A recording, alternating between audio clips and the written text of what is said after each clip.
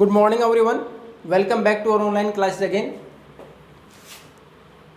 Now we are going forward with our online written exams. We have already taken two. In third one, we are going to assess the lesson number 4th, history, the Mughal Empire. What type of questions can be there? First, as the name, the Mughal Empire. Who founded the Mughal Empire?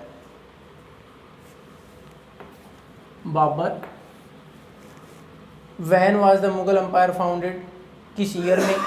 Then 1526.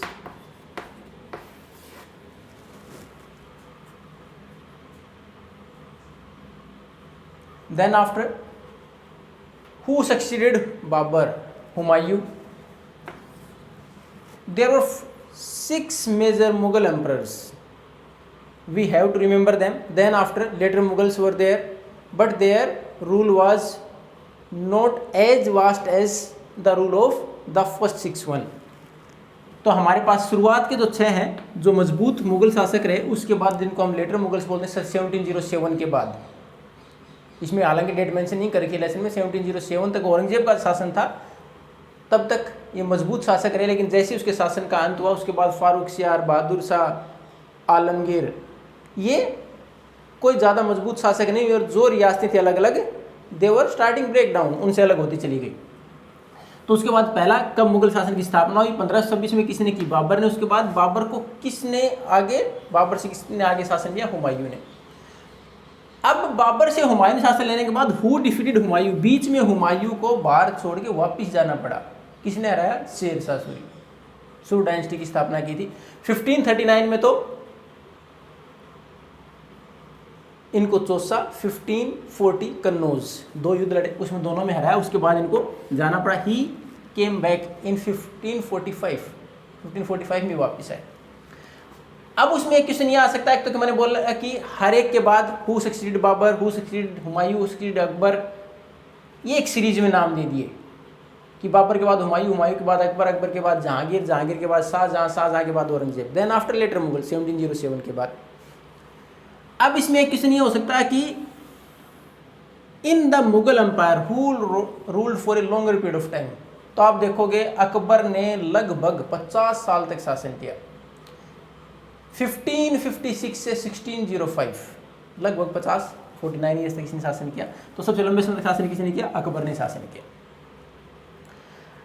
अब अकबर ने इतना शासन किया, लेकिन ये शासन देखो एक के बाद एक उसी प्रकार आ रहा है कि जैसे हमारे यहाँ पहले डायनेस्टीज होती थी, उसमें राजा का लड़का शासक बने और बड़े कोई शासन मिलता था. लेकिन अगर शुरुआत की बात करें तो जो मुगल शासन की इस प्रकार की कोई व्यवस्था नहीं थी. They were not following the policy of primogeniture. Primogeniture क्या होता है? To give the rule to the elder son, कि बड़े लड़के को शासन दिया जाए. ऐसी पॉलिसी में वो विश्वास नहीं रखते थे.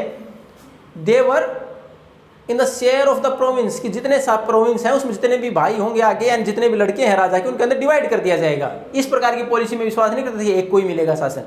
लेकिन उसके बावजूद देखो कि ज़्यादातर जो बड़े रहे उन्हीं को शासन मिला. अब उसके साथ साथ इन्होंने किस प्रकार की पॉलिसीज अपनाई? तो इन्होंने किस प्रकार की पॉलिसी अपनाई?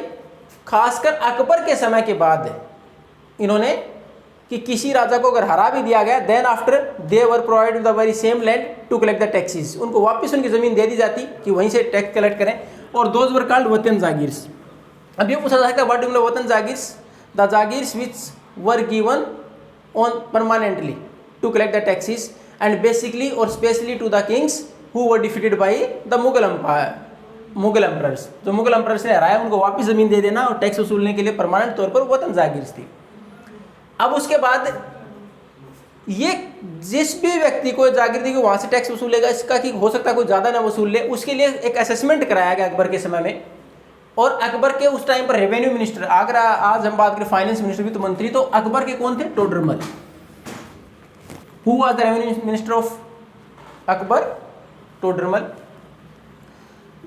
अब अकबर की लाइफ के बारे में, name the book in which the life of the Akbar और the rule of the Akbar was mention, कि कौन सा है? अकबरनामा. Who wrote Akbarnama? अबुल फजल. अब उसमें उसके शासन के बारे में से 3 वॉल्यूम अकबरनामा है, वो 3 वॉल्यूम में लिखा गया।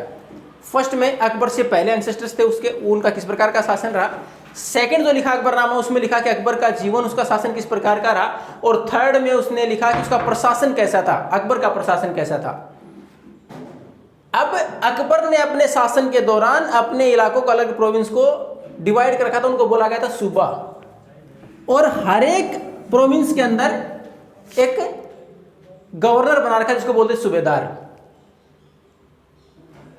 उसके साथ साथ अकबर के समय में और मुगल शासन के दौरान कुछ मनसबदार से, मनसब क्या था, रैंक था, एक पद था, लेकिन किसके अनुसार डिसाइड होता था, how the rank was decided and who was the biggest mansabdar, who has more number of cavalry man और सोल्जर, जिनके पास सैनिकों की संख्या, घुड़सवारों की संख्या ज्यादा होती, वो बड़ा मनसबदार होता। अब उनको भी from where they are going to get the salaries, salary कहां से मिलती, again the jagirs were provided to them, उनको जागीर दी जाती, they were supposed to collect the taxes from there, वहां से टैक्स वसूलते हो। अब अकबर की एक महत्वपूर्ण पॉलिसी की बात करें, इसमें आता व्हाट डू मीन बाय सुलह-कुल। सुलह-कुल क्या है, यूनिवर्सल पीस, कि सार्वभौमिक शांति, सबको सम्मान और शांति के साथ रहना। अब इसमें इसने क्या किया था, he collected the person from all religion, हर धर्म के व्यक्तियों को उसने बुलाया, just to discuss the good things about our religion, हर धर्म की अच्छी बातें। Then after to collect them, उनको इकट्ठा किया जाए, and only focus on justice, honesty, loyalty, किन चीजों पर जो महत्वपूर्ण है उनके ऊपर हमारे यहाँ शासन को चलाया जाए।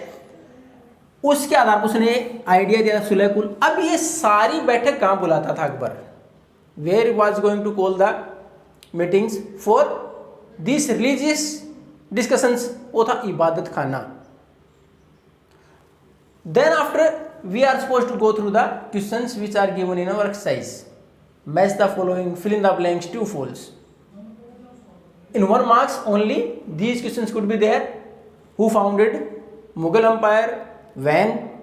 Who succeeded Babur? Who succeeded Humayun? Who succeeded Akbar? Who succeeded Jahangir? Then after, who ruled for a longer period of time? Who defeated Humayun? What were the administrative system of Mughal Empire? और basically Akbar, क्योंकि लंबे समय तक शासन किया, उसी के बारे में ज़्यादा दे रखा है उसने। उसके बाद वतन जागीर क्या थी, जिस भी शासक को हराया जाता, जैसे आपकी बात करें आमिर, हराने के बाद उनको वापस दे दी गई वतन जागीर, to just collect the taxes from there to survive. उसके साथ साथ उन्होंने मनसबदार बना रखे थे, उनका मनसब एक रैंक था, किस आधार पर मनसबदार का रैंक डिसाइड होता, कौन बड़ा है कौन छोटा, according to the cavalry man और सोल्जर्स दे है, कि उनके पास कितनी बड़ी सेना है, उसके आधार पर डिसाइड होता। उनको सैलरी कहाँ से आती, again they were provided with jagirs, उनको जागीर दी जाती, they can collect taxes from there.